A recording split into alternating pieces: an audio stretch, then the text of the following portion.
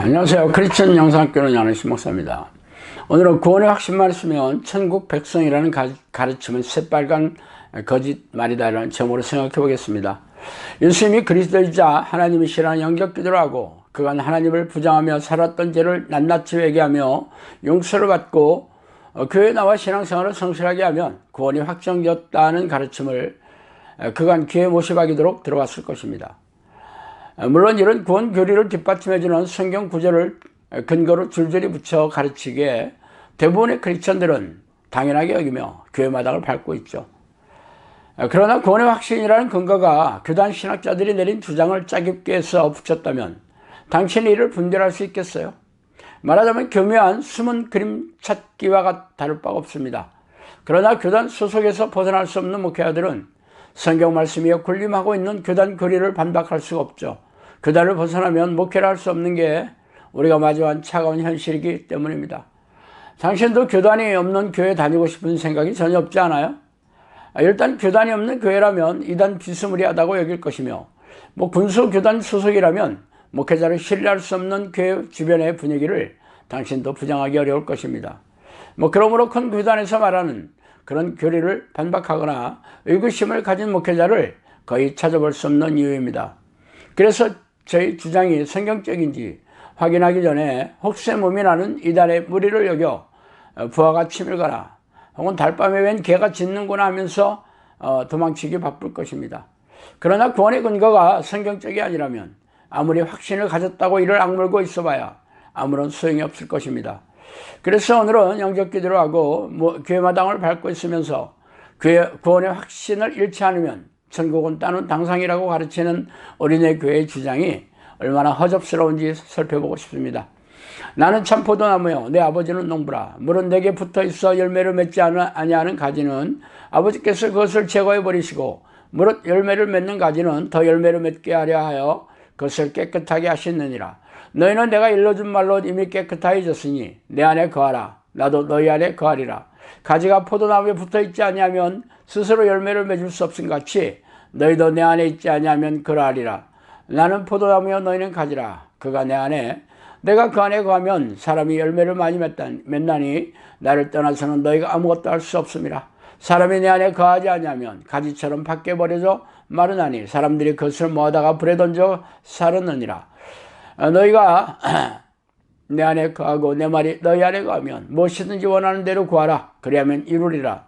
너희가 열매를 많이 맺으면 내 아버지께서 영광을 받으실 것이요 너희는 내 제자가 되리라. 요한복음 15장 1절에서 8절 말씀이죠.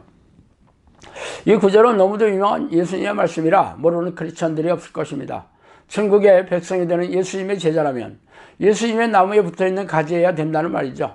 그런데 구원의 확신이라는 종교적인 주문을 외우면서 자신이 예수님의 가지에 붙어있다고 자기 암시나 체면으로 세뇌를 시킨다고 해서 천국에 들어가게 되겠어요? 예수님에게 붙어있는 가지는 예수님이 안에 계셔서 예수님으로부터 영향을 지속적으로 공급받아야 하지 않겠습니까? 예수께서 이르실 때 내가 진실로 진실로 너에게 이르노니 인자의 살을 먹지 아니하고 인자의 피를 마시지 아니하면 너희 속에 생명이 없느니라. 내 살을 먹고 내 피를 마시는 자는 영생을 가졌고 마지막 날에 내가 그를 다시 살리리니 내 살은 참된 양식이요 내 피는 참된 음료로다. 내 살을 먹고 내 피를 마시는 자는 내 안에 거하고 나도 그의 안에 거하나니 살아계신 아버지께서 나를 보내심에 내가 아버지로 말미암아 사는 것 같이 나를 먹는 그 사람도 나로 말미암아 살리라. 요한복음 6장 53절에서 57절 말씀입니다. 예수님은 자신 안에 거하는 사람은 예수님으로부터 양식을 공급받는 사람이라고 콕 집어서 말씀하셨어요. 그러면서 그 양식이 바로 예수님의 살과 피며 이 살이 성경 말씀이고 그 피가 예수님의 십자가에서 흘리신 보혈입니다. 그래서 매일처럼 식사를 하는 것처럼 말씀을 규칙적으로 읽고 삶에 적용하려고 했으며 예수 피를 의지하여 죄를 회개하여 용서함을 받고 죄와 싸워 이기고 계십니까?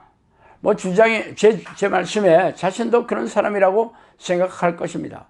그러나 성경을 읽거나 설교를 들어 이해하고 머리에 지식으로 쌓아두는 것이 예수님의 살을 먹는 것이 아니라 성령의 조명하심으로 깨달음을 받아 삶에 적용하여 말씀의 위력을 경험하며 열매를 맺고 있어야 합니다.